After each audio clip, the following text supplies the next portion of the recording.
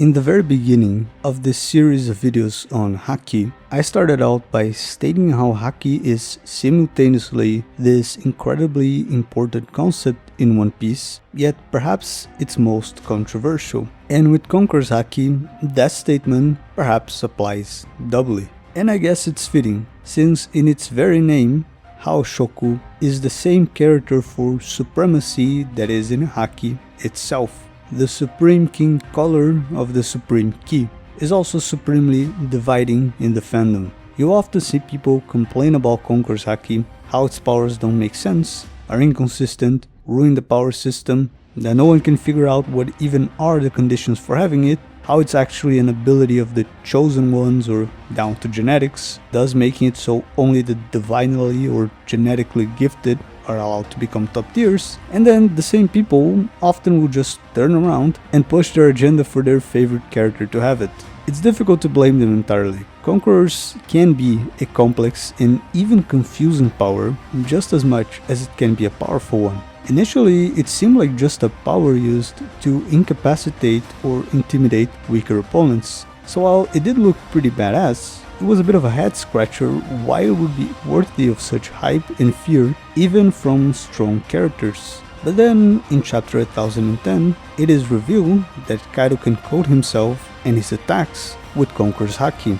Luffy, learning this, promptly incorporates it to his moves, and suddenly his attacks are taken to a whole new level. When Luffy's and Kaido's Conqueror Emission attacks clash, the storm clouds above split apart, like when Kaido and Big Mom clashed, or when Shanks and Whitebeard clashed, hundreds of chapters before. Since then, Conquerors Haki coding, commonly referred to in the fandom as Advanced Conquerors Haki, and no, I'm not a fan of this term, we'll get to that, has been seen as the technique of top tiers. What is it that makes Conquerors coding so powerful?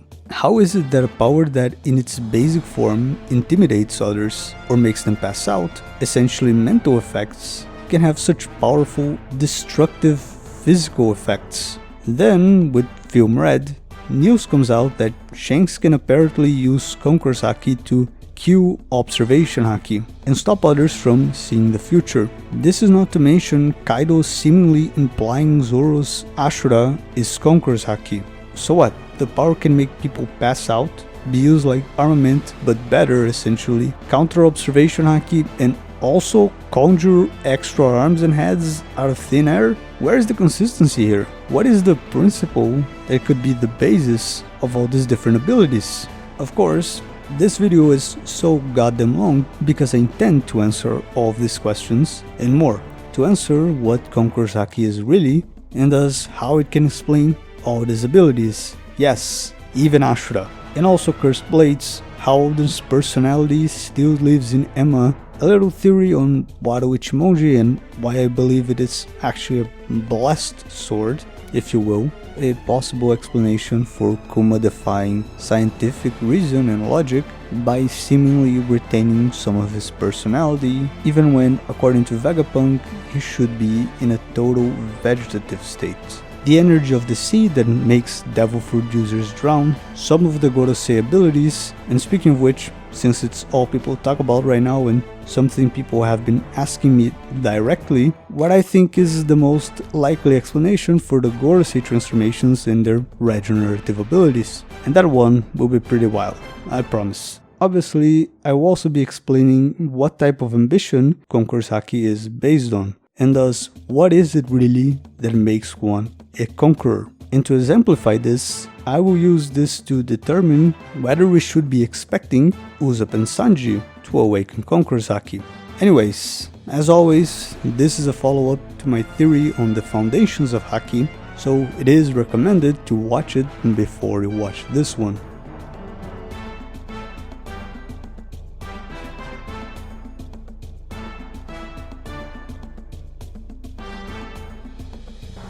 The name for the color of the Supreme King, or Conqueror, Haoshoku, combines the character for supremacy and the character for king. Historically, it's been a title associated with conquest and military supremacy.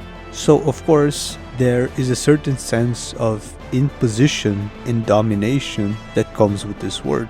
Its literal meaning is perhaps closer to overlord, a lord over lords, the one with supreme power. And nowadays, it's often used in sports or other competitive fields to call the dominant individual. But also, we can see that the Ha for supremacy here is the same one in Haki, that gives its meaning of supreme ki. Remember, what makes Haki supreme over other ki is that it can change destiny, a power that it has due to being born out of people's ambitions. And this double use of supremacy of the supremacy character here is likely intentional, as how Shoku no Haki, or Supreme King, Supreme Ki, has an even closer tie to ambition. So far, I have described how you can change the nature of your Haki to interact with or control nature, to change its consistency even to the point of solidifying it, and to become sensitive to the intrinsic connection of all things through the void. But we also know that an individual's mind, their voice, is born out of their vital ki, their vital breath, which is the very energy that is utilized in Haki. So, of course, it only makes sense that you should be able to change the nature of your Haki to imbue on it aspects of your mind. Yet, there are two different ways you can do this. Two opposite, yet complementary aspects of the mind you can imbue your Haki with, like yin and yang, a passive and an active principle. And this corresponds to the final shades of Haki. Respectively, the final shade I will be explaining in the video following this one, and the color of Conquerors. The one explanation we have about Conqueror's Haki, of course, comes from Rayleigh, and while it is very succinct, it's also very precise. Rayleigh describes Conqueror's Haki as being the user's very spirit, its manifestation. To avoid confusion here, given how difficult some of these terms can be to translate, let's specify. The word Rayleigh uses is not spirit in the sense of ki, which broadly and in this mega theory specifically means energy, like in an almost physics-like materialist sense of the word. Rayleigh uses the word kihaku, which means spirit in the sense of character, will, disposition, metal, psyche, temperament, inner strength. Conqueror's Haki is about imbuing your will, your own character, your own temperament, your personality into your Haki to impose it on others and on the world in general. Thus, why its naming carries this meaning of supremacy and domination. More than any other shade of Haki, Conquerors is, fundamentally, an expression of the personality of the individual using it. So, when we understand that Conqueror's Haki is about imbuing your Haki with your spirit, your will, your individual character, your personality, to impose it on the world around you, it should be clear what kind of ambition controls it, right? The ambition to impose your individual character or spirit on others, or on the world itself, to leave your mark. It's a type of ambition that says, for example, I will be the example that these hooligans who have lost their way can follow to become better people. I will be the father figure to these people who were cast aside by the world. And my name, the name I will give them, will be so powerful in people's minds that no one will dare to harm them. Or I will become the very symbol of perfection in people's minds. And the fear my image will create will be enough to stop anyone from harming my loved ones. Or I will become the freest person in the world, the very symbol of freedom that will usher in a new world for people. Or I will become the strongest in my martial arts, and my name will reach the heavens. Or my name will be the name of this era. Yes, I am implying Blackbeard will turn out to have Conqueror's Haki, okay? It's near impossible to me that he doesn't. Think of what Supreme King is most often related to, that is, quality of leadership. In the case of a leader, the will of their followers becomes the will of the leader. In this way, the will of the leader is imprinted to things and people around him. In the opposite direction, the follower has their will turned into another's. The opposite of being a leader, that's why it's so often shown that it's difficult for a conqueror to become someone's follower, and why it is noteworthy that someone with the qualities of a conqueror would become the follower of someone else. One particularly confusing case is Yamato. Yamato awakens Conqueror's Haki when first claiming to be Oden after reading his logbook. It almost seems like the complete opposite of a conquering ambition. It's like rejecting his individuality in favor of becoming another version of someone else, isn't it? My take on this is pretty speculative because the reality is we don't know what led Yamato to claim to literally be Oden instead of just being inspired by him. So we don't really know what being Oden really means to Yamato. But we can see that Yamato did not really try to copy Oden's looks other than the purple and white Nyodasuke. Yamato did not try to emulate Oden's fighting style nor his personality all that much really. This is an old theory in the community, I think going back almost to when Yamato first appeared, but it's likely that Yamato read that Oden had some really huge role to fulfill in the future that he would not be able to due to being executed. And so Yamato came to believe that someone would have to fulfill that role for Oden, and came to believe, or at least treat, the name Oden almost like the name Joy Boy, a role that was fulfilled by someone else in the past and is now fulfilled by Luffy. It's just that Yamato is naive from being imprisoned since childhood and confused what fulfilling this role would necessitate. As in, it doesn't necessitate being Momo's father, for example. Yamato imposing himself, his own character, on this hugely important role for the future of the world that was originally to be fulfilled by someone else could be a conquering ambition, depending on how Yamato views it exactly. Again, we don't know the details. Similarly to how wanting to be the one to fulfill the role of Joy Boy and create a new world according to your beliefs could easily be a conquering ambition. So Conquerors is born out of ambitions to impose your spirit, as in your individual character, on others or on the world.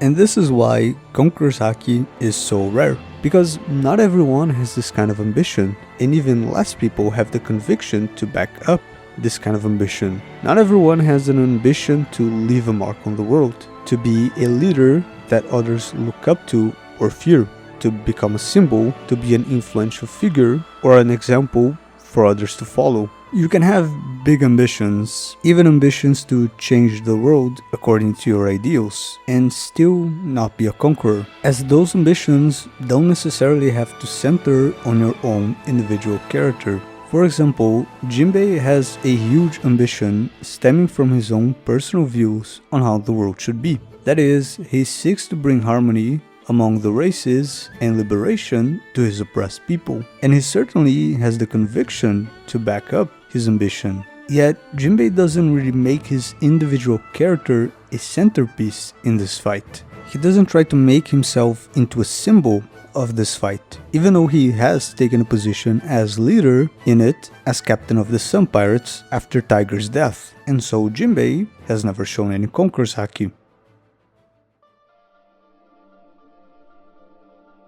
Now, the common perception in the fandom is that Conqueror's Haki is something that you have to be born with. If you don't have the potential for it, you will never awaken it. Some people think it's down to genetics, others think Conquerors were chosen by the heavens, and there are certainly direct statements by multiple characters to back up both of these ideas. But still, it's not really my take on it. Let me explain to you why. Is the presence of this kind of ambition, or the conviction to back it up, really some kind of inborn trait of an individual, completely immutable?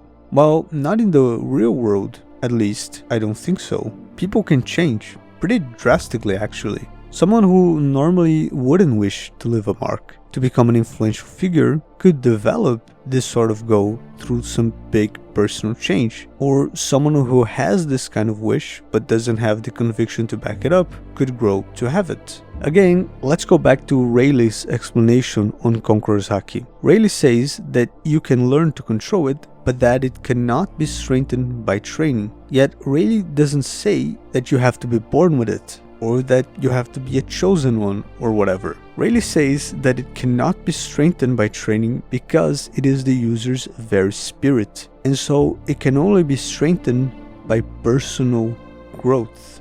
Fundamentally, the strength, so to say, of Conqueror's Haki is the strength of the user's will. So even though Haki utilizes vital energy or stamina, which can be increased with training, the power of domination of Conquerors is willpower. So in a clash of Conqueror's Haki, it doesn't really matter who has the most energy or the most stamina, always bet on the one with the stronger will. The strength of your will is an aspect of your personality, yet not an immutable one, as Rayleigh explains. It can be increased with personal growth. And so, I claim that even if an individual isn't a conqueror at a given moment, either because they lack that kind of ambition or the conviction to back it up, they can develop those qualities through personal growth. So what is it then with those statements about conquerors being chosen by the heavens? Why would Oda have these characters and make those statements only for them to be incorrect?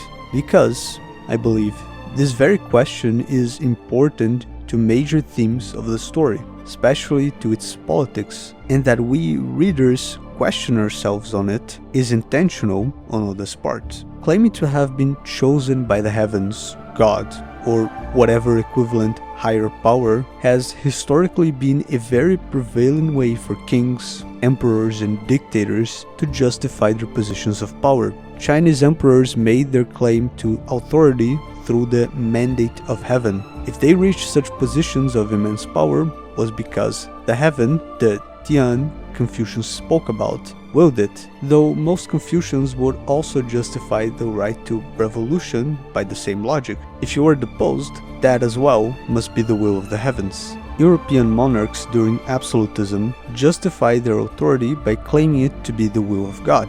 The pharaoh was the representative of the gods on earth, etc. The idea of exceptional men who were just built different in a way to justify them accruing immense power still lives strong in our collective imagination. And of course, we would see the same kind of logic being used in One Piece, using Conqueror's Haki as a sign of a ruler being chosen by the heavens, given Conqueror's Haki is so rare and does have a strong correlation to leadership. Look at the context in which the statements are made in One Piece. We first see it from inhabitants of Amazon Lily. While Amazon Lily was ruled by Boa Hancock in a fairly authoritarian way, an authority that Hancock justified on the basis of her exceptional strength and beauty. Regardless of Hancock's true motivations to keep such a tight grip on her people, it should be obvious how this discourse of divinely appointed rulership based on Conqueror's Haki would suit her needs, right? Given how she's the only one on the island with Conqueror's Haki. The other situation in which this kind of statement is made is by Treble when talking to a child Doflamingo. And here it should be particularly clear what sort of goal this logic serves. As Treble is telling Doflamingo he is chosen to rule by the heavens, as he is literally grooming Doflamingo to become a violent despot. Treble uses the same logic to justify Doflamingo having the right to even kill anyone he wishes to. And Doflamingo in general should be a good example of how this chosen by heavens argument does not stand up to scrutiny, as Doflamingo had Conqueror's Haki yet was a terrible ruler, if the well-being of the people is something you care about. And the one he deposed, King Rico, was not a conqueror, but was a good ruler. Now, this isn't to say that Garp's or Ivankov's statements that hint at or even directly state that Luffy was born with Conqueror's Haki are wrong. Heritability is an important factor to determining someone's personality. It's just not the only one. It's a nature and nurture thing. It is very likely, almost certain even, that Luffy was indeed born with an innate disposition towards Conqueror's Haki, probably much like Garp and Dragon, but this isn't so different to how people can be born with innate dispositions for observation or for certain forms of nature Haki. The people who are not born with these abilities can still develop them later in life. The difference here comes from the fact that, unlike those other forms of Haki, you cannot awaken Conqueror's Haki through training, which is why having an innate predisposition ends up being disproportionately more relevant for Conquerors than for other forms of Haki, to the point of seeming like the only way to have it. The people who are not born with innate abilities to use observation, armament, etc. can for certain develop those abilities as long as they follow the correct steps and put in the required effort. There is no method for acquiring or strengthening Conquerors, no steps that will guarantee you get it. You live your life, and depending on the path you take, the challenges you face and how you respond to them, the way your outlook on life, self-knowledge, and sense of purpose develop, your disposition might become one of a Conqueror, even if it wasn't innately one. You see, Conqueror's Haki, the ability to impose your character upon the world, is not acquired or strengthened with a training arc, but with a character arc.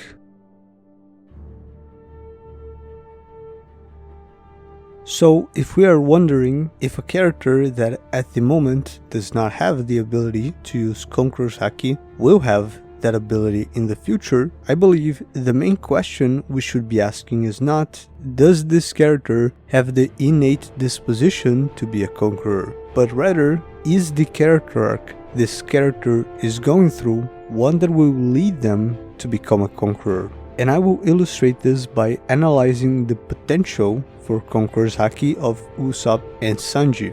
Not only because they are probably the two characters most heavily speculated by fans to be future users of Conquerors, but also because I believe they largely already have the characteristics of Conquerors, but that they each have one specific aspect of their characters holding them back from being Conquerors. And it seems like their character arcs could result in them overcoming these hurdles, and thus in them becoming Conquerors.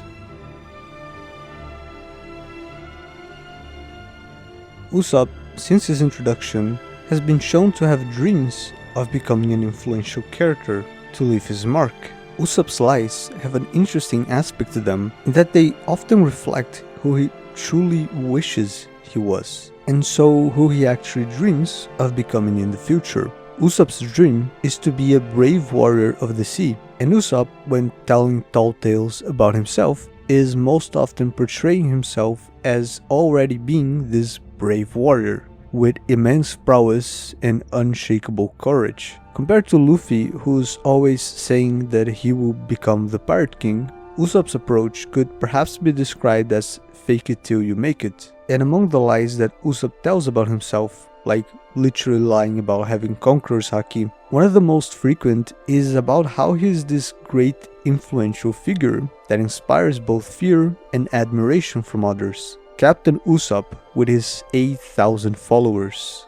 So Usopp definitely has the dreams of a Conqueror, and it's not just his delusions. Oda frequently plays with the idea of Usopp being a great leader, from him trying to claim the position of captain right when he joins the crew, him being the one to actually directly challenge Luffy's authority in the crew in Water 7, to him straight up being seen as the great leader by the Tontatas, and even as a god by the prisoners in Dressrosa. The parallels here with various Conquerors and how they often naturally gather a following around themselves seems pretty clear. So what is it that Usopp lacks to be a Conqueror? Of course, it's the conviction to back up these crazy dreams. As I've spoken about in the Observation Haki video, Usopp's cowardice often fills his mind with doubts, hindering his ability to use Haki in general. As Rayleigh said directly when explaining Haki, true strength is having no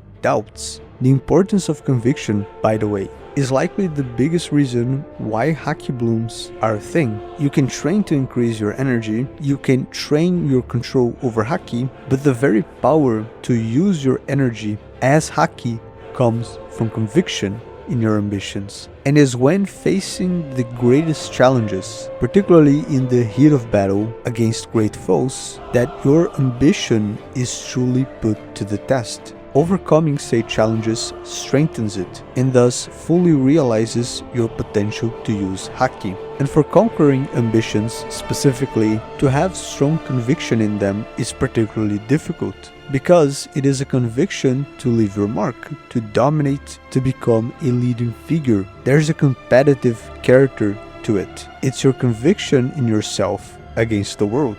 The thing is, isn't Usopp's entire overarching character arc throughout the story precisely to overcome this cowardice, to become this brave warrior, doubtless in his convictions, doubtless in himself? If Usopp is really to accomplish his dream and become his vision of a brave warrior, then that should also mean to have the conviction to back up his conquering dreams, fully realizing them into conquering ambitions he can stick by without doubts, thus becoming a conqueror.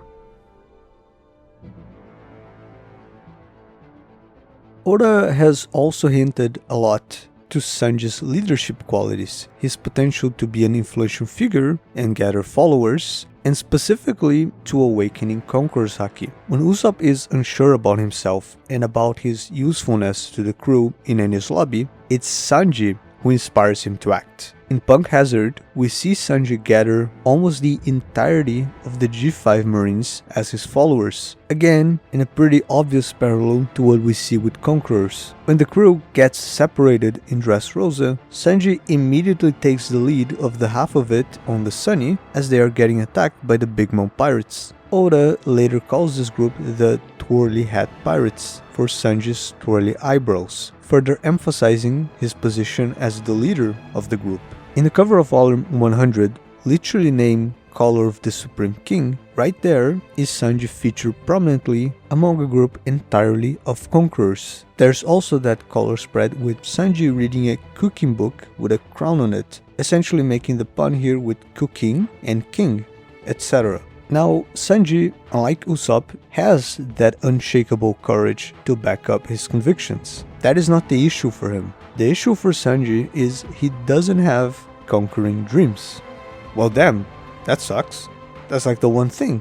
I guess that means Sanji will never have Conqueror's Haki then. Well, not so fast. There's a very specific reason why Sanji does not have conquering dreams. One thing that will certainly keep you from wishing to impose your spirit, your character, on the world is if you don't think very highly of yourself. What keeps Sanji from having conquering ambitions is his issues with self-worth. Issues that we only come to understand in Whole Cake Island. When Sanji left the crew in Whole Cake Island, I think many of us were thinking, wait, what is Blood waffling about? Does he really think the Straw Hats would give up on him like that? Does he really think Big Mom or any force in the world would be enough to keep Luffy and the gang from trying to take him back? Sanji was there when they went against the Arlong pirates for Nami, even when she tried to drive them away. He was there when they went against CP9 and, hell, declared war on the world government itself for Robin, even when she tried to drive them away. Why would it be any different this time? Rationally, this should be simple to understand, but Sanji's thinking pattern here isn't born out of reason. It's born out of being raised, being told by his family over and over again that he is a failure, useless, worthless, an embarrassment, that it would have been better if he never existed. Again, rationally, Sanji should understand he shouldn't give any weight to their words, but trauma is a difficult thing to overcome, and it shaped his thinking in ways that he himself has had difficulty realizing.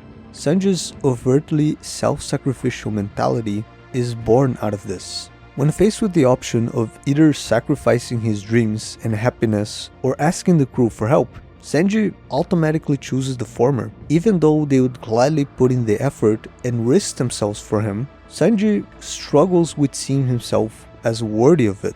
When Sanji hears from Reiju that their mother sacrificed her health and ultimately her life by taking drugs to try to stop Judge's genetic modifications from taking away their children's personalities, resulting in Sanji being born with his emotions intact, Sanji's mind immediately goes to blaming himself for their mother's death. Reiju, who understands the way he thinks, promptly stops him in his tracks. In fact, it's crazy how a reread of Baratie, after having read Whole Cake, explains so much of Sanji's behavior and mentality way back then, nearly 800 chapters before. Sanji had given up on his dream, thrown away his ambition. Instead, he seemed intent on working for Zeff for the rest of his life, to repay his debt for Zeff saving his life by giving him all his food when they were stranded and eating his own leg. This is despite Zeff having saved them precisely because they share the same dream, precisely so that Sanji would one day fulfill that dream, and despite repeatedly trying to make him leave. Sanji, in fact, was willing to sacrifice his life to protect not just Zeff, but the restaurant, going as far as saying he would do so even if it was just to have Baratie last 1 second more. Luffy calls Sanji out for this, pointing out that dying would not repay any debt, that Zeff had not saved him for that. The issue is Sanji, because of his lack of self-worth, could not comprehend being worthy of Zeff's sacrifice. He could not accept that Zeff made the right decision in making that sacrifice for him, and so instead of simply being grateful to Zeff and pursuing his dream like Zeff would have wanted, the way that Luffy handles Shanks' very similar sacrifice for him, Sanji treats it like a debt he has an obligation to pay back.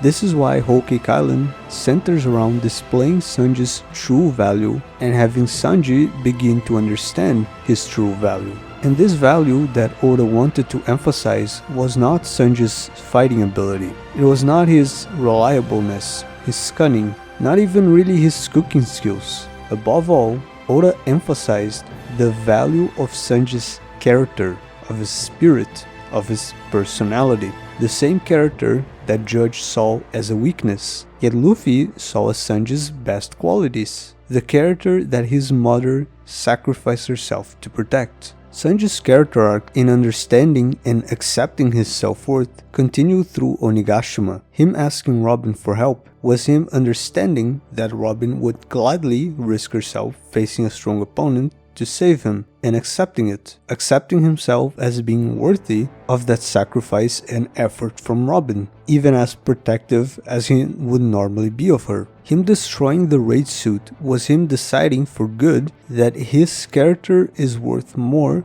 than whatever power the German modifications could give him, even if they made him absurdly powerful. And if we continue from here, Sanji might eventually come to see his character as being worthy even of being posed upon the world, be it to leave his mark, to be an example for others to follow, to inspire others to be better, etc. If that happens, and so far it looks to me like his character is heading in that direction, that would be Sanji's development into a conqueror. By the way, I have a very specific way in mind for how this will happen. I strongly suspect Sanji's Germa transformation is not over. Oda straight up told the readers in an SBS to keep their eyes on Sanji regarding his transformation, and this was during Egghead already. Yet, I don't think Judge would be kind enough to awaken his modifications through the raid suit without the personality change, even if he could.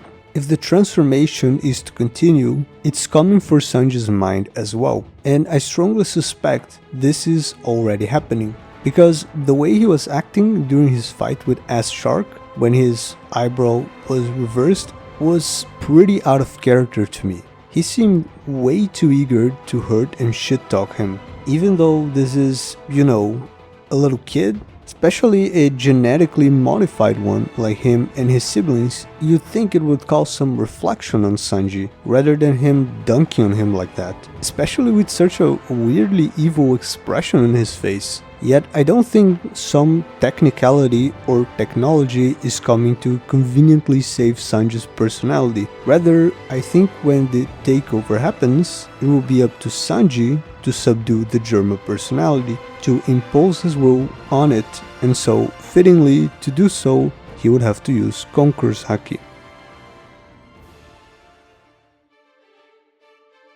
So, finally, let's go about explaining how different Conqueror's Haki abilities actually work. So once again, what the individual's Haki is more attuned to and thus most likely to interact with is the Haki or vital key of other sentient creatures. But more than that, as this Haki is about imbuing aspects of the mind, namely will, personality, into Haki, it will more strongly interact with the minds, voices of others. On its most basic, uncontrolled form, the will of the user simply overwhelms the minds of weaker-willed individuals, causing them to pass out. The stronger, conquering will also fights the affected individual's will, causing them to feel intimidated, lose some control over their own mind and body, and even to some extent do as the conquering individual commands. The extent to which this could be taken in theory is unknown. Especially with non-human animals, Conqueror's Haki, when appropriately under control, seems to be able to bring them into full submission to the Conqueror, essentially taming them. This imposing of the user's will on the minds and bodies of others can be, in theory, taken to whole other levels. One example I have pointed out in the past is that memories themselves can be erased by sheer willpower. That we see this done by Zoro upon seeing Kami near the red line beneath Holy Land Merjoa, and that in itself was foreshadowing to Imu's own powers of destroying others' memories using Conqueror's Haki, erasing them via willpower. Something that is also foreshadowed by certain characters that have hints towards Imu having powers to erase memories, and Big Mom losing her memories after almost drowning. Together with the release of Film Red, a volume 4 billion for the value of Shanks' bounty was distributed to moviegoers. In it, some extra information about Shanks was revealed, and among it was his title of Killer of Observation. Stated as a Conqueror's Haki technique, it says that Shanks can control presence, I assume his own, and stop others from seeing the future. As you can see, the review is very short and not all that descriptive, but let's try to make the best of what we've got. This word, kehai, describing what Shanks is controlling, means indication, sign, hint, presence, trend, and it's the same that Rayleigh uses when describing there being a presence behind every attack that can be sensed with observation to predict it. So in the observation Haki video, I described how sensing intentions is the basis of predicting the enemy's moves, and that future sight requires this, plus the sensing and understanding of personality of the individual whose behavior you're trying to predict, plus the ability to see how things will evolve, how ki will flow, based on your current mental picture of it. Now, I'm explaining how Conqueror's Haki is precisely about infusing Haki with aspects of your character, will, personality, so you can see how that could be used to mess with the sensing of this presence, right? By imbuing his Haki with will with Conquerors in a finely controlled way, Shanks can control what kind of presence he puts out, adding noise to it maybe, or perhaps negating the regular presence he would normally be emitting, essentially obfuscating the presence of his true intentions from observation Haki. Again, the exact details of how this is done, if Shanks is actively emitting Conqueror's Haki or just imbuing the ki in his own body, or coded on his attacks with his will, with his intentions, are unknown, as the description of the ability is so brief and there are no known examples of it being used. So these effects that I have described so far are purely mental, which makes sense given Conquerors is a power to imbue aspects of the mind into Haki, right? So why would this be used to strike opponents with? What's with the physical effects Conqueror's coding and Emission seem to have on enemies and on the environment? Actually, powerful Conqueror's Haki has been shown to apply a physical force on the environment, since at least Shanks is using Conquerors while on board Whitebeard's ship in chapter 434. And this has continued to be the case, especially during clashes of two conquerors. Now again, normally a person's will or spirit would be more attuned to the will or spirit of other people or animals. This is why uncontrolled Conqueror's Haki will affect people and animals preferentially. But if this color of Haki gets to a high enough density, for example if it is used to coat oneself and coat one's attacks, then it should be able to start affecting even the ki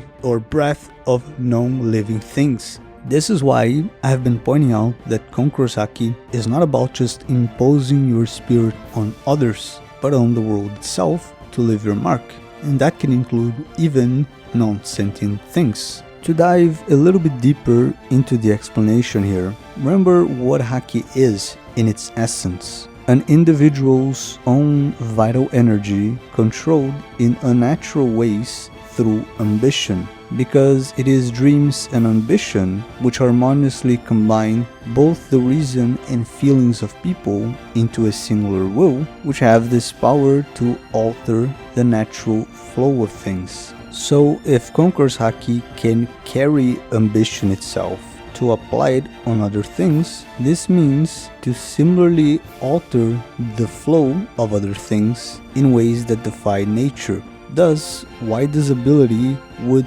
carry the same character, Ha, of supremacy that sets Haki itself apart from other ki.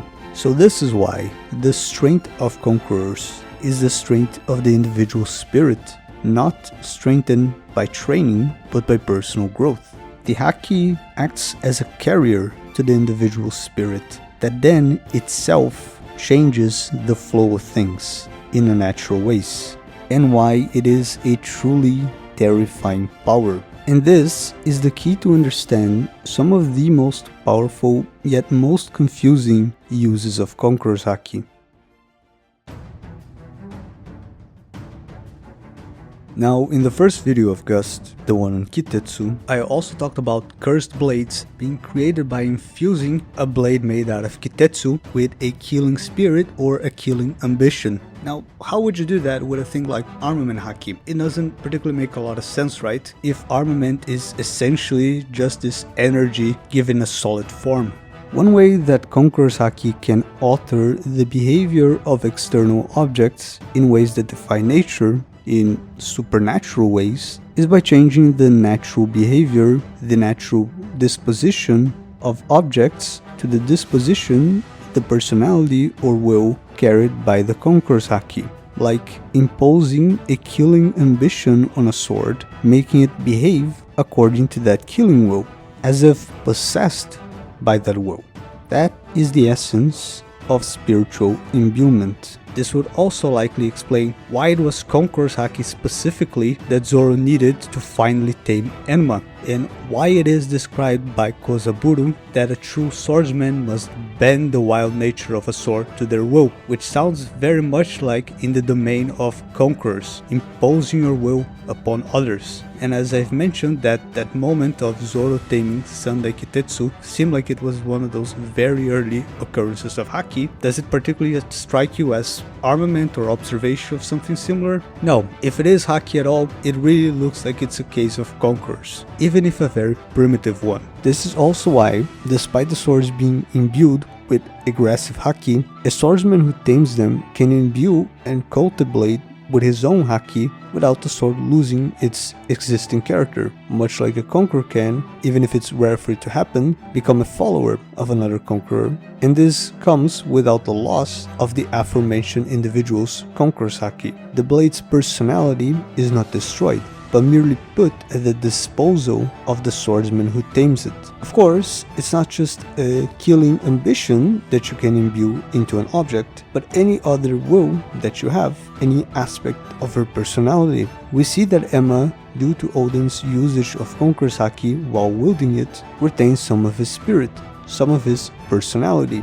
sharing some of his wild and untamable disposition, and even reacting to the sound of Yuri playing the shamisen, which he loved. Remember what I said about personality in the future sight section of the observation haki video, that personality essentially determines the individual's reaction to various situations. So you notice that Enma being imbued with Oden's personality allows it to react to Hiyori playing the shamisen, just like Oden himself would. Now, one thing that I find interesting is that Kozaburo, a man who specialized in crafting cursed blades, and the one who created seemingly the most powerful cursed blade we have seen so far, Enma, was also the man who crafted Wado Ichimonji. Yet Wado Ichimonji is not a cursed blade at all. I find it very unlikely that it would be just a normal sword, not made out of Kitetsu. So did Kozaburo somehow put in a different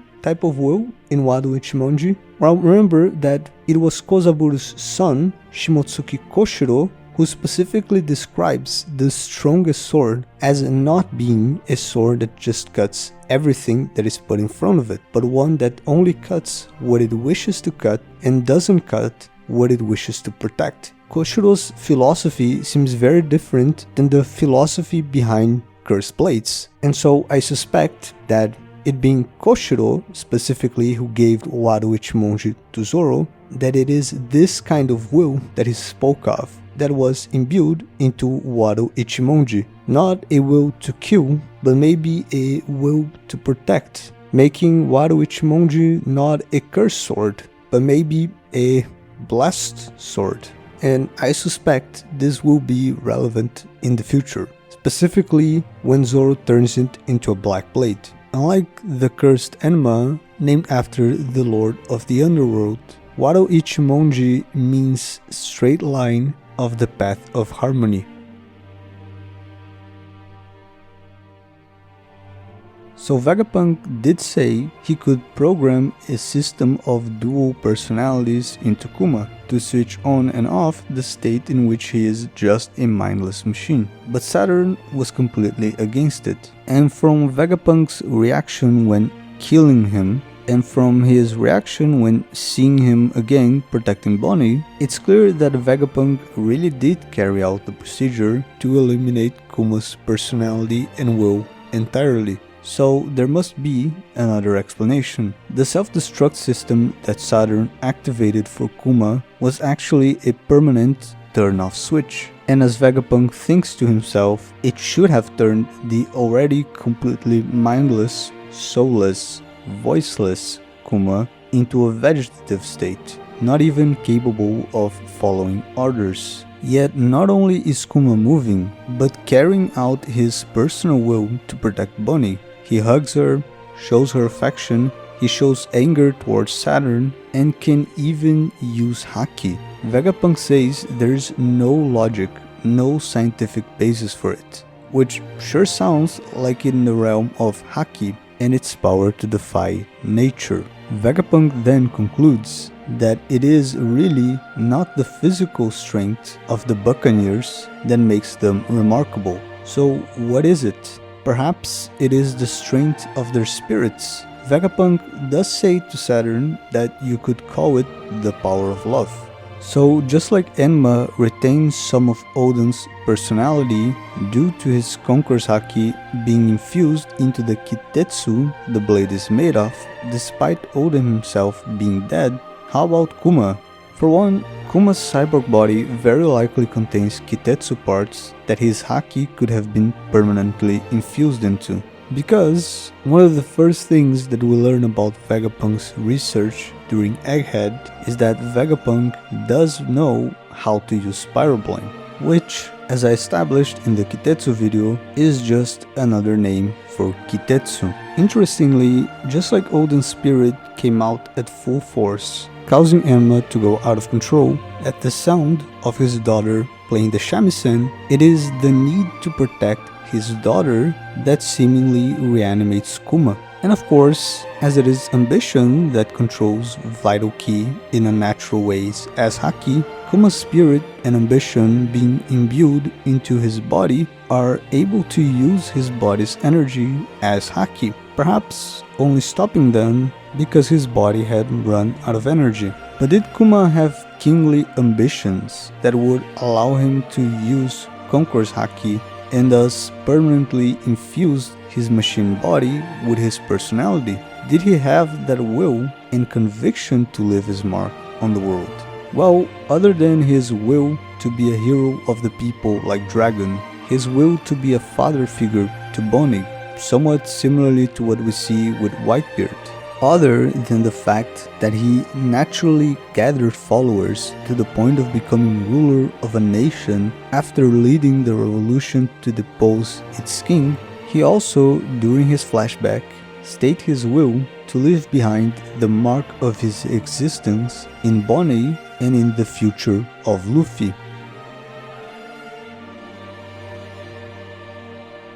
Just as Vegapunk calls Kuma's spirit remaining in his otherwise robotic and vegetative body the power of love, way back in chapter 431, named The Fists of Love, Garp uses the Fists of Love to hurt Luffy despite him being rubber, generating reactions in a way that is very similar to what we see with uses of armament haki later on. So of course, the typical assumption among fans is that what Garp used to hurt Luffy was armament. Yet, when asked in an SBS, Oda said that in this case, it really was love. Was Garp using Conqueror's Haki to hurt Luffy here? Perhaps. Garp's tough love has generally translated into using his fists to attempt to set his loved ones in what he believed was the right path. So it could really be the will of his tough love towards Luffy that Garp attacked him with. Actually, going back to the parallels with Enma, you know what the chapter when Enma goes out of control due to Hiyori playing the shamisen is called? Oden's beloved sword. The sword went out of control due to Oden's overwhelming love for Hiyori. Maybe we should be adding Sanji's constant comments about the power of love to the hints that he will awaken Conqueror's Haki. On a further note on Conqueror's Haki not being necessarily innate, but dependent on the individual's personal development, this personal development depends on the environment that individual develops in, right? Like the family environment Sanji grew up in resulted in his issues with self-worth and consequently hindered his development into a conqueror. What about the environment of the world at large? Like the economic or political system that the individual grows up into? Because even in Sanji's case, that environment was a result of his father's political motivations that saw only value in war and domination, thus devaluating Sanji's kind and caring spirit. I'm saying that the politics of the world of One Piece at large probably affect the likelihood of its inhabitants to become conquerors. Just like Judge's treatment of Sanji as inferior hinders his self-worth and thus his ability to become a conqueror, the extremely hierarchical class system that the world government imposes upon the world, where common people are treated as inferior to the nobles, and basically everyone is treated like trash and potential slaves by the celestial dragons, probably has a similar effect on the population at large. The subjugation the world government imposes upon the masses subjugates their spirits as well. The authoritarian rule from Imu that also ultimately seeks to stop people from dreaming quashes people's ambitions and breaks their conviction, much like Kaido's and Orochi's rule in Wano sought to and largely succeeded at breaking the spirits of the Wano population. That is, until Luffy and the Alliance appeared to revive them, so does Imu's rule to the world at large. And this is probably intentional, not just because Imu seeks to stop people from dreaming and using Haki, but because the conquering disposition itself that by its nature resists to be subjugated, often leads these individuals to challenge this authority, as we have seen from multiple conquerors. Even places outside of the world government's control can suffer similarly from it, as the isolationist policies they are forced to take can also be limiting and clausurating to would-be conquerors, who tend to have expensive personalities as part of their will to bring their character to the world at large. Like with Oden's response to being disowned by his father and banished from the flower capital after taking the fall for the mountain god incident, it just meant the shogun and the city itself were unable to contain his greatness. And so we look towards the Kitetsu blades, Shodai, Nidai and Sandai Kitetsu, each made by a different generation of bladesmiths, getting weaker with each generation. Have the smithing techniques or skills somehow been getting worse with the passage of time? I think more likely it is the spirits that have been infused into the blades that have become weaker with each generation, as the isolationist policy takes its toll on the spirits of the Wano people. The big exception seems to be Enma, likely a newer blade than Shodai and Nidai, yet an exceptionally powerful blade. Other than the spirit used to curse it, likely from its smith, Shimotsuki Kozaburu, it also carries the spirit of its former wielder, Oden. Coincidence or not, both of these individuals eventually left Wano, defying its isolationist policy to sail the high seas. So when we look at the rarity of Conqueror's Haki, 1 in several million according to the Kuja, that as well is likely not an immutable aspect of reality, but a product of its time. Perhaps back in the Void Century or before, perhaps in a society with a different structure, Conqueror's Haki might not have been as rare. So, if you haven't watched it, in the first video of GUST, I explained how the energy of the sea that targets devil fruit users, weakening them and making them unable to move, thus causing them to drown, is Imu's Conqueror's Haki infused into the water. But I didn't really go into the particular application of Conqueror's Haki that is used for this. It clearly isn't the exact same effect as uncontrolled Conqueror's Haki, even though Oda does draw a pretty distinctive visual parallel between the two. As Jack, who is able to breathe underwater due to being a fishman, was just rendered immobile and still seemed conscious. At first, I thought it was likely that Imu's Conqueror's Haki simply quashed the will of the target, making them feel exhausted and unable to move. And I'm starting to believe something even more insidious might be at play. For one, Jack didn't particularly seem mentally affected, just unable to move. Also, the affected target often looks physically tired, as if literally drained of their stamina. Actually, this is generally how the effect is described. So, could the energy of the sea literally be draining devil fruit users of their stamina? Well, considering that stamina, a person's vital key, is literally the energy used in a haki that is manipulated in unnatural ways via the individual's ambition, and Conqueror's Haki is about imposing your will upon others and upon things. This is actually a plausible ability to impose your own ambition through Conqueror's Haki on someone else's energy to gain control of it and drain it from their body. This would be thematically like a form of Haki vampirism, if you will. This would fit some of the symbolism associated with Imu. Literally, the first character shown with the same eyes as Imu, Dracul Mihawk, is clearly inspired by the vampire Dracula, who just like Imu, was immortal. Now, in Egghead, that we're suddenly getting way more focus on Imu, suddenly we have Stussy revealed to have vampire powers. In past videos, I have pointed out parallels of both Imu and Stussy to Carrot. People who haven't watched those videos are probably like, wait, what the fuck does Carrot have to do with any of this? There was also Bonnie during Kuma's flashback being called a vampire for never going into the sunlight, similar to Imu, actually, always inside Pangaea Castle.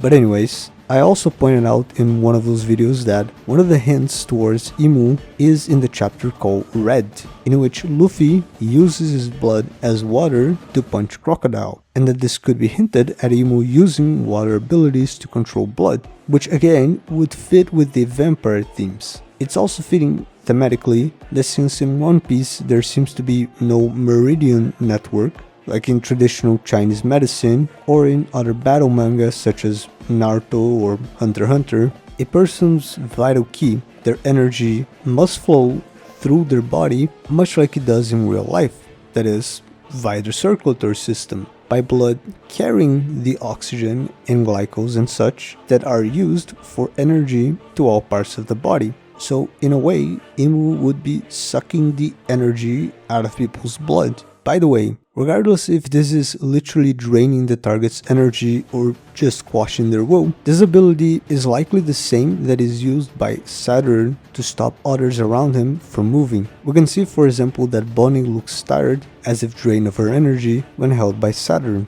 much like it happens to devil fruit users when exposed to the energy of the sea. Considering we know at least some of the Gorosei have Conquerors Haki, pretty powerful Haki in general, and that they work directly for Imu, yeah, it makes perfect sense for one or more of them to have that same ability, just on a much smaller scale.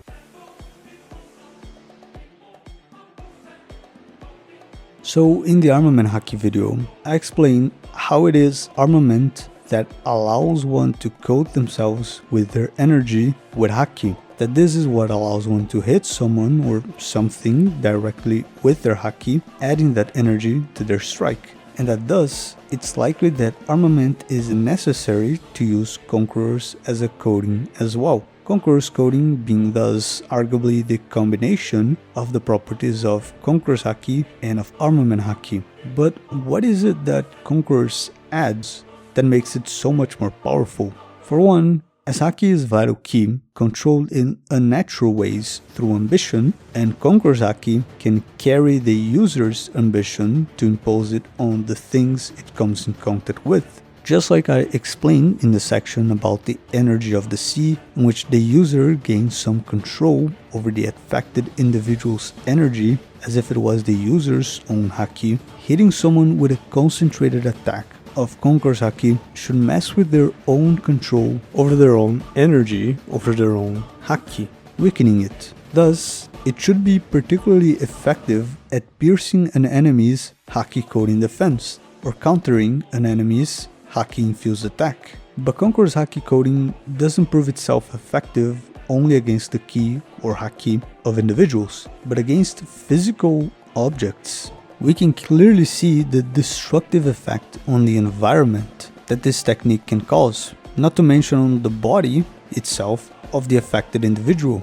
Another less controlled way than spiritual imbuement through which Conqueror's Haki can alter the breadth of things is to simply overwhelm them, to overwhelm their normal, natural behavior. Whereas spiritual imbuement is like the physical equivalent to imposing spirit will on individuals to make them submit to the will of the Conqueror, making them intimidated, tame, and even to some extent obedient to the Conqueror. Conqueror's pressure is like the physical equivalent to overwhelming the minds of people, making them pass out. It causes things to act as if hit by an overwhelming, destructive pressure. The power of a Conqueror's Haki-coded or Emission attack compounds the physical impact of the strike from its kinetic energy, its mass and velocity, the energy coded as Armament Haki, plus the strength of the individual's spirit to overwhelm the enemy's own Haki and the breadth of all things itself. It adds another dimension to the attack, as the strength of Conqueror's Haki is the strength of the individual's spirit itself,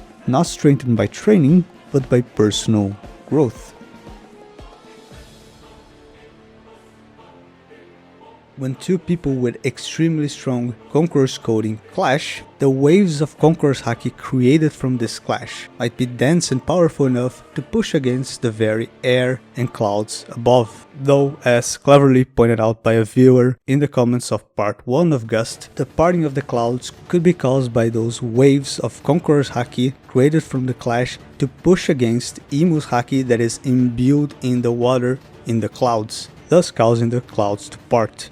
Actually, bro might have really been cooking, because I'm looking at this panel of Rogers and Whitebeard's Conquerors Emission clash, and we can clearly see these black streaks coming out of the clouds, identical to the ones we see coming out of Rogers and Whitebeard's Conquerors Haki infused weapons. Notice we don't see those black streaks coming out of anything else, not even the stuff nearby like trees, people, or the Moby Dick that are clearly being affected by the Conqueror's pressure, just the clouds. Is that Imu's Conqueror's Haki being pushed by Rogers and Whitebeard's Conqueror's Haki? The only thing other than the clouds in these panels that would be infused with Imu's Haki is the sea.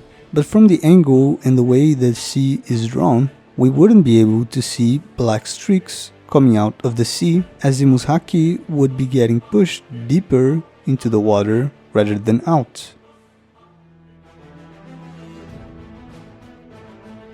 When I first decided to do a mega theory on the One Piece power system, one condition I knew had to obligatorily be met for me to consider the theory successful is that it had to explain Ashura.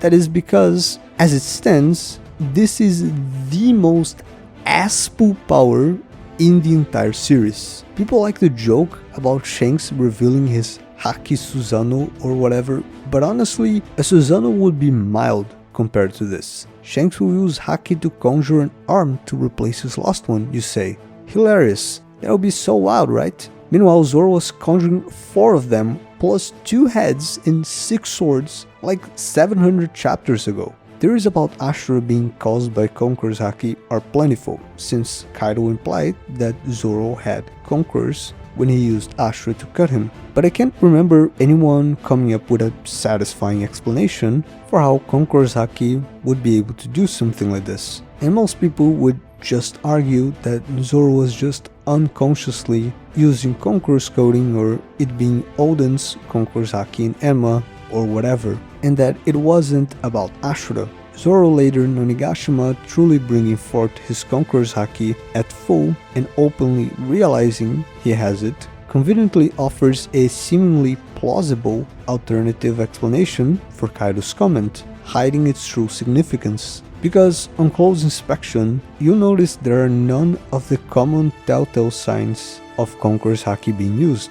No lightning of any kind, no fodder passing out, no one other than Kaido on the rooftop commenting on Zoro having Conqueror's Haki. Upon careful analysis, it's clear that Kaido could only be referencing Ashura when talking about Zoro having Conqueror's Haki. That's because, though this is likely a very rare ability, Kaido has probably seen it before, likely during his time with Rocks. Actually, Kaido is not even the first one to hint at Ashura being Conquerors. When Zoro first uses Ashura against Kaku, Kaku in his internal monologue describes Ashura as a phantom or apparition created from Zoro's spirit. The word Kaku uses for spirit here is Kihaku, that exact same word later used by Rayleigh to say that Conqueror's Haki is the user's spirit. The word Kaku uses for phantom, Maboroshi, is a little ambiguous in its meaning, but it implies the thing in question is not quite physical, maybe even illusory. But Ashura quickly proves itself to be more than just an illusion, as Zoro is able to turn Kaku's Rankyaku into mist with it, something he wasn't able to do before. Also, illusions are not really Zoro's thing, I don't think. He's too straightforward for that. The point is, even Kaku seems to believe it is created by Zoro's spirit. So, I say that Conqueror's Haki can impose the user's spirit even on the breath of things, causing them to be overwhelmed and destroyed. Similarly, I say it in the nature or breath haki video that nature haki, which is used to interact with the breath of all things, can be used even to have haki interact with the void. The example of this being Geppo, Moonstep.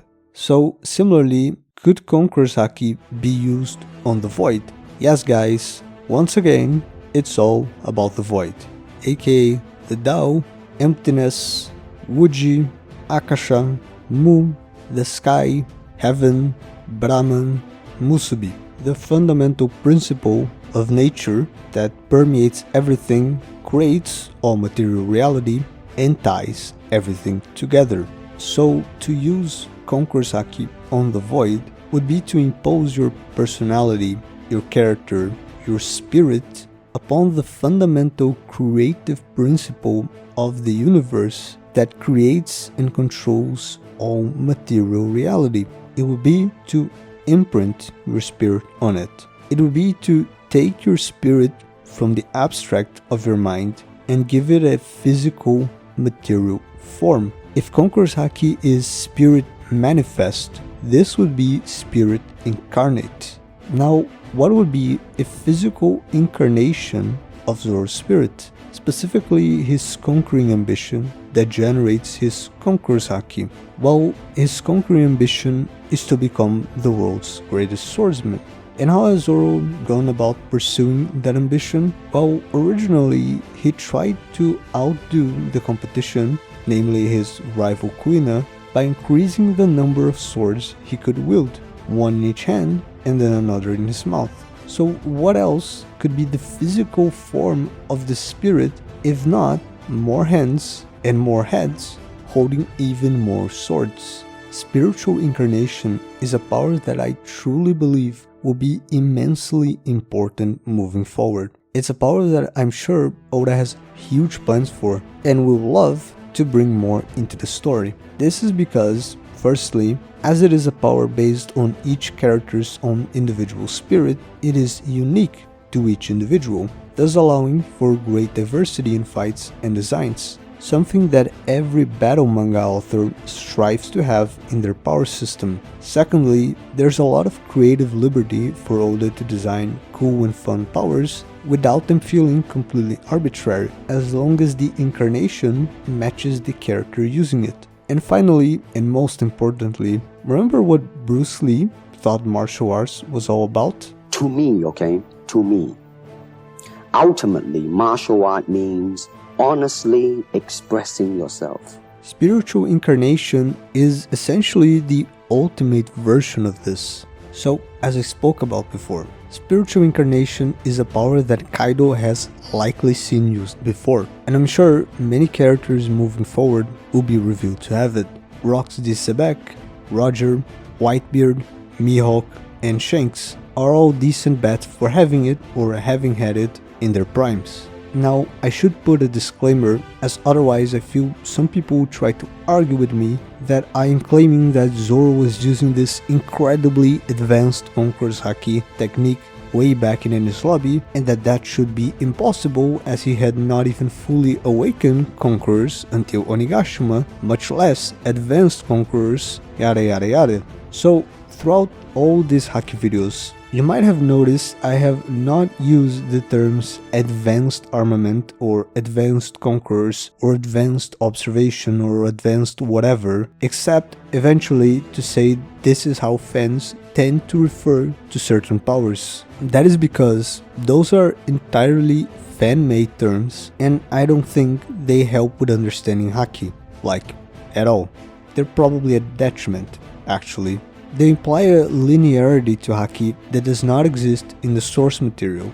There is no one thing that is advanced observation, for example. There are techniques that are more advanced than others, like future sight, but any shade of haki can be developed in many different ways, with different characters having different specializations. People sometimes can even display a form of haki that would normally be considered advanced, yet not even have the basics down. Like Usopp being able to use observation at an incredibly long range, something that most users of observation probably can't, yet he doesn't display control of what would normally be considered a basic technique of sensing unseen enemies that are nearby. And this is to haki's credit as a power system, because that is how skills in real life tend to work.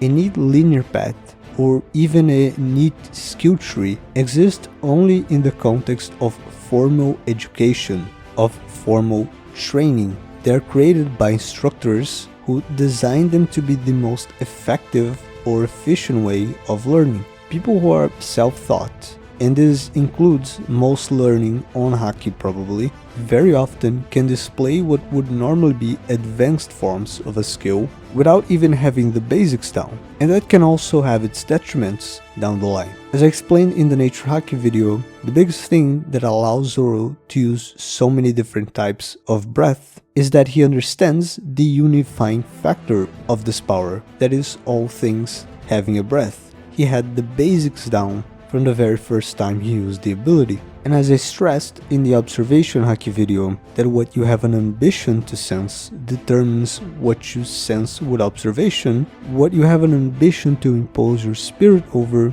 determines your usage of Conquerors Haki. After all, we do know that Conquerors Haki can be targeted. Zoro specifically had, since the beginning, the ambition and conviction to impose his spirit upon the blades he uses, to tame their wild nature to his will, as explained by Kozaburo. On the other hand, Zoro, for the most part, even with an ambition to become the world's strongest swordsman, did not really start the series with an ambition to impose his spirit on the people around him, and that fits his character, mostly an introvert, largely a lone wolf, before joining the Straw Hats. So, if not people, what was Zoro seeking to impose his spirit on by becoming the world's greatest swordsman? Well, in the very first time that Zoro declared his ambition to become the world's strongest swordsman, during his flashback with Kuina, he says specifically that his name will reach the heavens. Remember what else we can call the Tao or the Void as? Heaven. Spiritual incarnation is not as much a more advanced form of Conquerors Haki, it's perhaps better viewed as a rarer one due to being born out of an even less common type of conquering dream. In fact, the fact that Zoro was using this technique way before one normally would in their Haki development means Ashura will probably be getting much more powerful as Zoro's Haki continues to grow, and that the typical spiritual incarnation is probably going to be on a whole other level. Speaking of which, if I was looking to just maximize my YouTube numbers and have a real conquering ambition to grow the channel and actually make some goddamn money and stop being broke as fuck, going for the recent thing everyone is talking about, namely the Gorosei abilities, would certainly be the way to go. But normally, I choose not to do this kind of thing because the recent thing is also the thing that will have the least amount of established evidence and that is being developed in the story at that very moment. So basically, most theory videos on these things are just surfing the hype, yapping with little substance, and likely to get disproven in record time. They do get the views though, can't argue with that. But since people have been asking and speculating in the comments of my Haki videos how the Gorosei abilities could be explained by my theory, if at all, well, spiritual incarnation is my best guess for it, with the limited evidence that we have and the similarly limited research that I had the time to do on it. Just keep it in mind that this section will be a bit more speculative than the rest, alright? Good, so let's get to it. You already know this part, but when the Gorosei transformations were introduced, they were given title boxes with the name of the creatures they transformed into, yet no mention of any devil fruit powers. This is a bit suspicious since if you're already fully revealing the transformation and the name of a transformation, what would even be the point of hiding the devil fruit names, if they are devil fruit powers? And this led people to make all kinds of theories on them using something other than devil fruit powers. There are also other noteworthy things about them. The fact that they transform with satanic-like summoning circles underneath, completely differently from any Zoan transformation we have seen, Saturn teleporting the others to him, and especially the insane regeneration they all seem to have. spiritual incarnation is how someone would be able to have a transformation like that without it being a devil fruit power. And while some Gorosei have displayed Conquerors Haki, and really powerful Haki in general, so it wouldn't be the craziest thing. But my preferred explanation might be the craziest thing, actually. First of all, among the people that almost certainly have a spiritual incarnation, the one at the very top is, of course, Imu. Not only because, as I said before, I think Imu has the strongest Conquerors Haki in the verse, flowing it through the entirety of the world's waters to passively dunk on devil fruit users, but also because Imu must know nearly all the secrets of Haki, being an immortal from the Void Century. And I said spiritual incarnation is about imposing your spirit via Conquerors Haki on the Tao, on the Void. In the observation Haki video, I explained how Buddha nature, remember Imu is the Buddha of the world, is heavily tied and even equated in Zen Buddhism to the void, Mu. You know how Imu literally refers to herself as Mu? And also there's the whole thing about Imu being partially based on a Taoist sage, and Buddha nature also being sometimes equated with the Tao. So yeah, Imu must have a spiritual incarnation, and it must be absolutely insane. Actually, could Imu have more than one spiritual incarnation? Crazy as that might sound, there might be a rather specific hint towards it.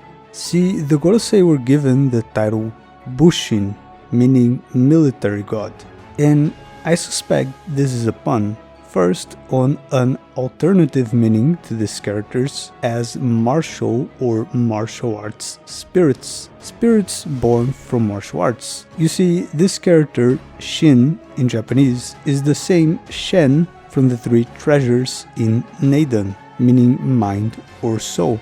But more importantly, I suspect it's a pun on Bunshin.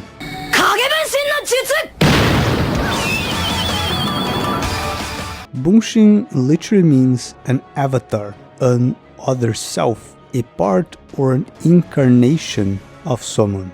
In Japanese Buddhism, this is specifically used for physical incarnations of the Buddha, as the Buddha has transcended the realm of death and rebirth, but can appear as different incarnations as Bunshin to guide others towards enlightenment. This is particularly connected to the Mahayana doctrine of the Trikaya, or three bodies of the Buddha, those being the Nirmanakaya, the transformation or appearance bodies, the limited forms the Buddha appears as in the realms of samsara to guide others, so the Bunshin, the Sambhogakaya, the enjoyment body, the subtle body of limitless form that the Buddha manifests as in their own Buddha field, also known as Pure Land, especially in the context of Pure Land Buddhism, which is particularly popular in Japan, and the Dharmakaya, the truth body, the true formless form of the Buddha, being one with emptiness, sunyata, mu. This doctrine is connected also to the concept of the five Tathagatas, five Buddhas who were commonly venerated together. They are each associated with a symbol, a direction, an element from Godai, etc., and are often described as being just different incarnations of the Adi Buddha or primordial Buddha, essentially being the Adi Buddha's Bunshin.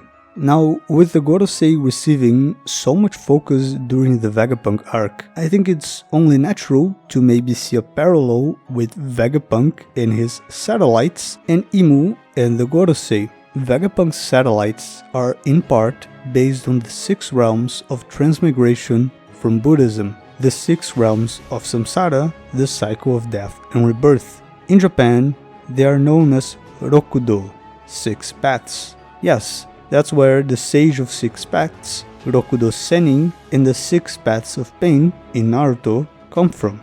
And if you've watched or read Naruto, you know there was actually a 7th, right?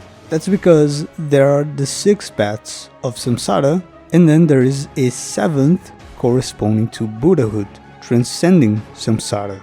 Similarly, for Rokushiki, which I also claimed in the past is based on the 6 paths. Rokudo, shoutouts to Oda for literally naming their power level unit Doriki. There are the 6 base techniques plus a 7th, Rokugan, that transcends the others. For the Vegapunks, it's the same thing. Shaka is literally a name for the Gautama or Shakyamuni Buddha in Japanese. As explained in the observation Haki video, Buddha nature is realized by cleansing it of defilements. Likewise, Shaka is Vegapunk's good side, born out of being separated from his other aspects. Stella corresponds to the human path. Obviously, the violent Atlas with the fluffy ears is the animal path.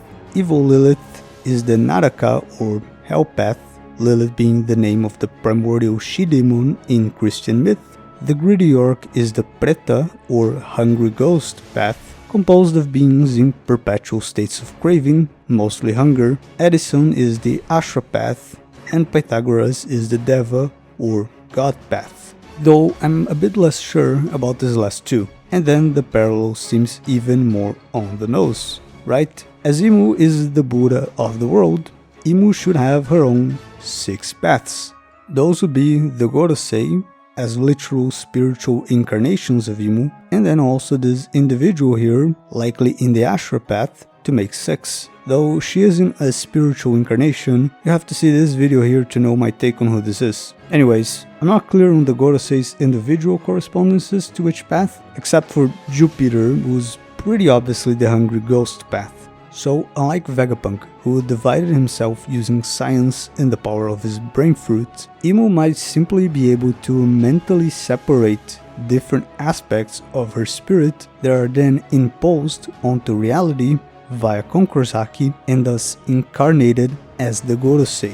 Funnily, one of the characters who I talked about many times as having a lot of foreshadowing towards Imu, Pudding, literally has multiple personalities. Actually, funnily enough, Vegapunk discusses the possibility of multiple personalities precisely when speaking with Saturn during Kuma's flashback. So the Gorosei transformations might not be them using spiritual incarnation themselves, but simply releasing their true forms as spiritual incarnations of Imu. This would explain their regenerative abilities. Imagine Zoro lost one of his extra limbs when using Ashura. Do you think it would be lost forever?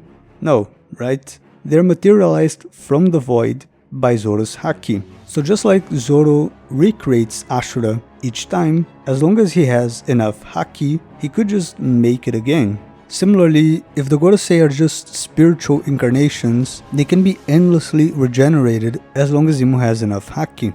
The teleportation thing, I'm not sure. Maybe one of them being present somewhere creates enough of a connection of Haki to summon the others, since they're just created from Imu's Conqueror's Haki. Maybe it's a specific ability of Saturn, I don't know. And since I already mentioned the character parallels to Imu and Stussy, there was another character that had big parallels to Carrot that I mentioned in the past, that being Big Mom. Well, Big Mom literally had a power named Incarnation, Keshin, beings created with her soul fruit powers from her own soul. But unlike the homies who were created by imbuing objects with soul, Big Mom's incarnations were created from pure soul. They shared some of her own abilities of the Sorosoronomi and looked like black blobs, weirdly similar to the Gorosei when transforming. Actually, this is also how Ashura first looks like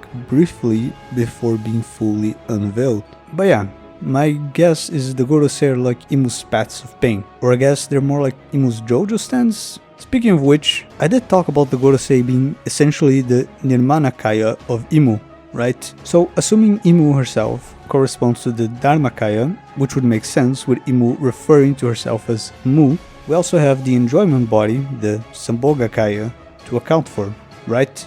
Well, descriptions of this body can be pretty crazy. I'll just let this Pure Land Buddhist explain it. So their rewards bodies are a bit like the Buddha statues that we see in some Chinese temples where they're very huge and adorned with really beautiful adornments, and they're sitting or standing on lotus. So it's a bit like that, except in reality they're much bigger and much more huge and more wonderful and more wondrous than what we could possibly imagine with our current state of mind.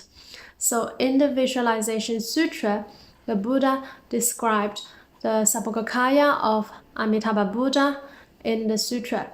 So I'll quote from the sutra. The light of Amitabha Buddha is as bright as the hundreds of thousands of trillions of jumbo gold in the Yama heaven.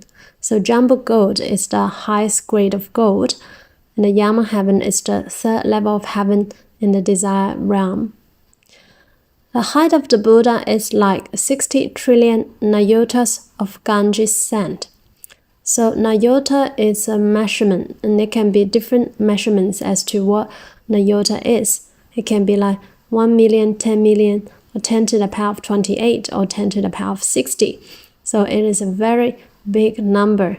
And Ganges sand, and we can't imagine how many sands in the Ganges River. So it is really uncountable. We cannot really possibly imagine the height of the Sabukakaya of Amitabha Buddha. So the Buddha's eyes are like the 4 great oceans. The pores of the Buddha's body emit rays of light that are the size of Mount Sumeru. The circle of light around that Buddha's head illuminates an area as large as a trillion trichiliocosm. The trichiliocosm is the 3,000 clusters of universe, the world system in Buddhism. So yeah, if the Gorosei are Imu's spiritual incarnations, there is probably another that only gets created when Imu goes all out. Imu's true spiritual incarnation, so to speak, that will likely be on a whole other level than the Gorosei. Maybe Imu has to dispel the Gorosei for it to appear, or maybe they have to fuse in a way. Docking? Just kidding. Or am I? Or maybe the Sambogakaya is that giant silhouette monster thing in the Florian Triangle that makes ships disappear. As many people have pointed out already, it seems to be based on the Umibozu, roughly meaning sea priest. They are yokai from Japanese myths that appear at calm seas, quickly turning them tumultuous, surging from the water as the head of a giant black bozu, that is, a Buddhist priest, hence their name, and then proceed to drown the sailors. Sometimes it is said the Umibozu first demands a bucket or barrel from the sailors before drowning them, and that you can only get away from them by giving it a bottomless barrel and running away while it is confused. The scene in which the Straw Hats enter the Florian Triangle seems to reference this, with the Straw Hats finding a barrel that was supposed to be an offering to the sea god or gods. Actually, it was just a trap set by the Thriller Bark Pirates. And then Robin saying that even if it was alcohol, they would still have an empty barrel left after they drink it, that it can still be used for a new offering. Almost immediately after they open the barrel and its contents go flying into the sky, the sea that was previously perfectly calm gives way to a really bad storm. Also, a colossal sea Buddhist priest that looks completely black and drowns people does seem really on the nose for an incarnation of Imu spirit. And most of the Gorosei are yokai, so it fits. To get ahead of some questions that might be asked, shouldn't the enjoyment body be the sixth path here, instead of some woman that I'm claiming is not even an incarnation of Imu? I personally don't think so, so let me explain to you why. Again, the Sambogakaya is the Buddha's form in their own Buddha field, their own Pure Land, and that is outside of the six paths of samsara. It is the Nirmanakaya that the Buddha appears as in the paths of samsara. So the Sambogakaya cannot correspond to one of the six paths. And I believe Oda would know and follow this because he has time and time again proven to me he really knows his stuff when it comes to Buddhism. And speaking of which, Actually, there's a good reason why there would be a path, specifically the Ashura path, that is different from the others. Early Buddhist scriptures only list 5 paths, known in Japanese as Godo, not including the Ashura as a separate path. The Ashura path was only added later as a result of discussions of where exactly the Ashuras should be, them originally sometimes being put in the Deva path and in others in the Preta path. Some schools of Buddhism still consider only 5 paths as valid. And even in Mahayana, while the standard doctrine is 6 paths, some Mahayana sutras only mention 5. So this, combined with the 5 Tathagatas, might have been the inspiration for having 5 paths as Imu's incarnations and then a 6th Ashura path that is not a true path in the same way as the others, and that only joins the group much later. I gotta say though, it is pretty funny that the Ashura path would be the only one who's not an incarnation, yet it is through Zoro's Ashura that we're introduced to spiritual incarnation in the first place. So, for the final video of this Haki series, before the promised livestream that is, I will finally be addressing and fully explaining that 5th shade of Haki that I have only mentioned the existence of so far. The color of emotion, or perhaps the color of voice. Once again, like for nature Haki, there's no official name. I will be explaining in full what it is really, and the specifics of how it works, what kind of ambition it's based on, its connections to hypnotism and some of its incredibly bizarre history, all the weird cases of telepathy we have seen, including sharing vision and such, Miss Golden Week's color trap, what hearing the voice of all things really is, and how it can be used to decipher the poneglyphs, what makes someone able to hear the voice of all things, some Straw Hats' particular current and future connections to this power, and much more. For this one, that's it. Ciao.